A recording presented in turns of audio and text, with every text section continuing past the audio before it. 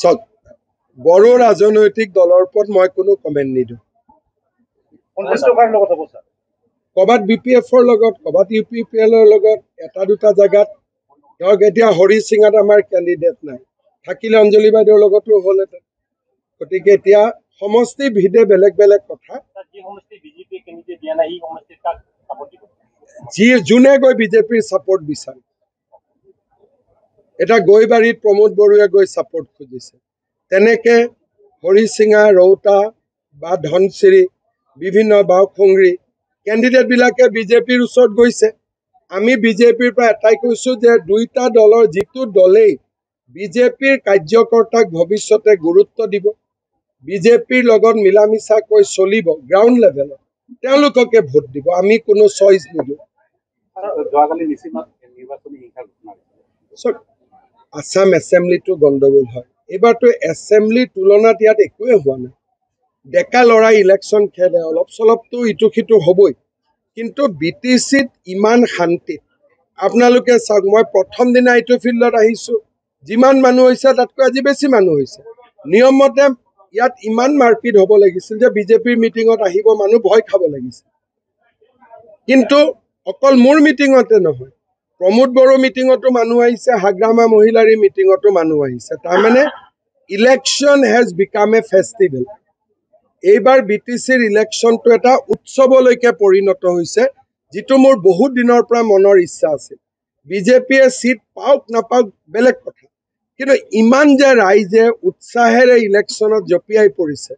য'তে গৈছোঁ আপোনালোকেও আহি যায় এইটো এটা ভাল চিন নহয় জানো এইটো BTCৰ বাবে খুব এটা পজিটিভ ইলেকশ্যন হৈ আছে আৰু মই ভাবোঁ ইয়াৰ পিছত সৰু সুৰা যি কাজিয়া পেচাল সংঘাত আছিল এইবিলাকো নোহোৱা হৈ যাব উদ্দেশ্যটো একেটাই BTC ডেভেলপমেণ্ট হ'ব লাগে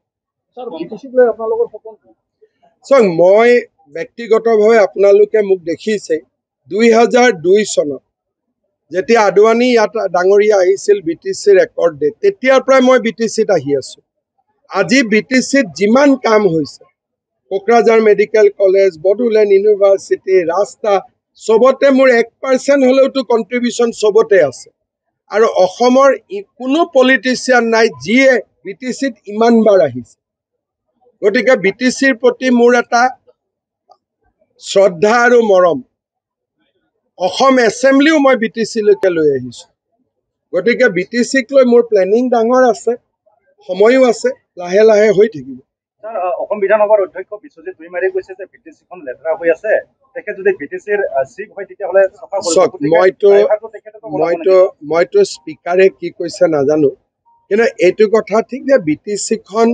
লেতেৰা হৈ থকা নাই BTCখন আৰু ভাল কৰিব পাৰে যদি 5ত আছোঁ আমি 6ত যাব পাৰোঁ কিন্তু BTCখন বেয়া বুলি কোৱাটো ঠিক নহয় তেখেত নিজে বড়ো মানুহ তেখেতে ক'ব পাৰে কিন্তু মই গুৱাহাটীৰ পৰা আহি এটা বেয়া কমেণ্ট দিয়াটো উচিত নহয় আৰু মুখ্যমন্ত্ৰীয়ে যদি এনেকুৱা কমেণ্ট দিয়ে যিবিলাকে BTC চলাইছে তেওঁলোকেতো মনত দুখ পাব গতিকে কাৰো মনত দুখ দি আমি ইলেকশ্যন নেখেলোঁ হাঁহি ফূৰ্তি আনন্দ যদিহে বিজেপিয়ে চৰকাৰ গঠন কৰে তেতিয়াহ'লে চিফ বিশ্বজিৎ ভূঞাই হ'ব নেকি আপোনাৰ নামটো আমি কনচিডাৰ কৰি আছোঁ মনালিছাৰ নামো কনচিডাৰ কৰি আছোঁ চবৰ নাম আছে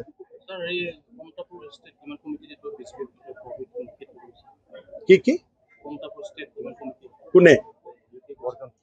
কাৰ নিষিদ্ধ বিজেপি নগলে জনজাতিকৰণ কেনেকে হ'ব গভৰ্ণমেণ্ট দিল্লীত আছে বিজেপি যদি মোদীজীয়ে নাহে জনজাতিকৰণটো কেনেকে হ'ব গতিকে নিষিদ্ধ বুলি কোনো কথা নাই মই অলপ পিছতে বিজনেছ গৈ আছোঁ আৰু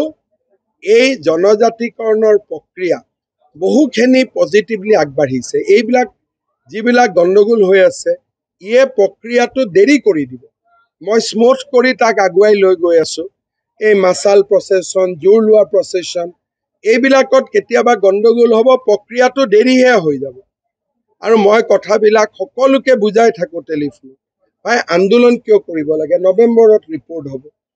নৱেম্বৰত ৰিপৰ্টত বেয়া কথা দেখিলে তেতিয়া আন্দোলন কৰক এই আন্দোলনটোৰ কাৰণেতো অসমখন পিছুৱাই আছে যেতিয়া য'ত আন্দোলন হয় তাৰ মানে 1 বছৰ কামটো পিছুৱাই গ'ল কাৰণ আন্দোলন হ'লে ক'ৰবাত গণ্ডগোল হ'বই সেইকাৰণে মই কৈছোঁ যে আন্দোলন কৰা বিশেষকৈ কোচ ৰাজবংশীৰ আমি কি ৰিপৰ্ট দিম। কোচ ৰাজবংশী মানুহখিনিয়ে জানেই, সকলোকে মই ইনফৰ্মেলি কৈ থৈ দিছোঁ যে আমি পজিটিভ কৰিব গৈ আছোঁ। আন্দোলনটো কিয় কৰিব লাগে? যেতিয়া তেওঁলোকে নাজানিলে আন্দোলন কৰক। যিহেতু মই কৈয়ে দিছোঁ যে নৱেম্বৰত এই কথাখিনি লিখা থাকিব। তেওঁলোকেও মোক কৈছে, দাদা এইখিনি লিখা থাকিলে হৈ গ'ল, এতিয়া আকৌ কিয় আন্দোলন কৰিব লাগে? আৰু বিজেপিক দূৰত পঠালে বেলেগ পাৰ্টীয়ে কৰিব নেকি এইবিলাক? যদি বিজেপিক কোনোবাই ঠেলি দূৰত পঠাই দিয়ে, বিজেপিৰো ক্ষতি হ'ব, কিন্তু অসমৰ ক্ষতিও একেধৰণেই হ'ব। সেইকাৰণে মোৰ মতেদি আন্দোলনটো ৰাস্তা নহয়, আলাপ আলোচনাৰ মাজেৰে আগবাঢ়িব লাগিব। আৰু সকলো কথাতে দুটা পক্ষ থাকে, চৰকাৰে দুইটা পক্ষৰে কথা শুনি আগবাঢ়িব লাগে, নহ'লেতো চব কাম হ'ব বুলি আজিয়ে কৰিব পাৰি ৰাতি।